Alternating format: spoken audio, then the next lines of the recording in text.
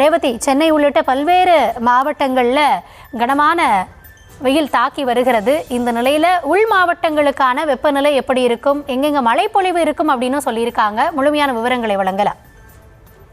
வணக்கம். குறிப்பாக வடக்கு உள் கர்நாடகா முதல் குமரிக்கடல் வரையிலான தெற்கு உள் கர்நாடகா மற்றும் தமிழகம் வழியாக வளிமண்டல காற்றழுத்த தாழ்வு பாதை சுமார் 0.9 கிலோமீட்டர் உயரத்தில் நிலவி வருகிறது.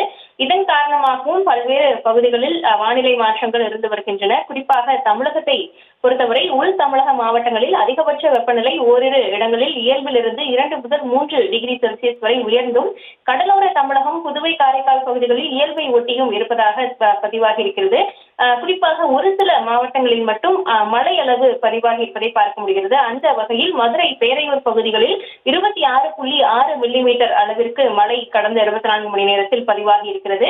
தொடர்ந்து வரக்கூடிய நாட்களிலும் கூட மழைக்கான வாய்ப்பு இருப்பதாகவும் தெரிவிக்கப்பட்டிருக்கிறது. குறிப்பாக மேற்கு தொடர்ச்சி மலை மாவட்டங்கள் மற்றும் தென் தமிழக கடலோர மாவட்டங்களில் லேசான மழைக்கு வாய்ப்பு இருப்பதாகவும், மற்ற இடங்களில் வறண்ட வானிலை நிலவும் என்றும் இன்றைய தினத்திற்கு தெரிவிக்கப்பட்டிருக்கிறது. இதே போல நாளை மறுநாளும் கூட ஒரு சில பகுதிகளில் மழைக்கான வாய்ப்பு, குறிப்பாக மேற்கு தொடர்ச்சி மற்றும் மலை மாவட்டங்கள், தென் தமிழக கடலோர மாவட்டங்கள், டெல்டா மாவட்டங்களிலும் காரைக்கால் பகுதிகளிலும் லேசானது முதல் மிதமான மழைக்கு வாய்ப்பு இருப்பதாக தெரிவிக்கப்பட்டிருக்கிறது.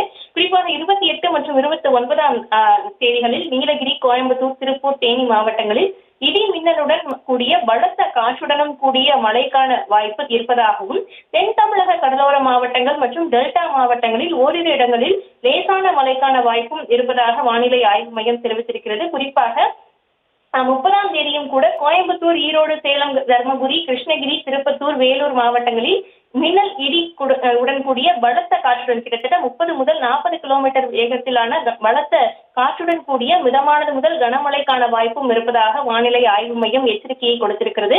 அதே போல அடுத்த மாதம் 1ஆம் தேதியை பொறுத்தவரை நாமக்கல், கோயம்புத்தூர், ஈரோடு, சேலம், தர்மபுரி, கிருஷ்ணகிரி, திருப்பத்தூர், வேலூர் மாவட்டங்களில் மழைக்கான வாய்ப்பு இருப்பதாகவும் தெரிவிக்கப்பட்டிருக்கிறது.